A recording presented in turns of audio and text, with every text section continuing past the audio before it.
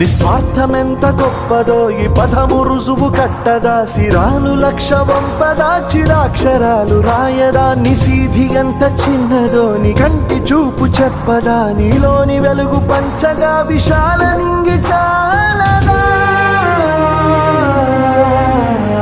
మనుష్యులందు నీ కథ మహర్షిలాగా సాగదా, మనుష్యులందు నీ కథ మహర్షిలాగా సాగదా.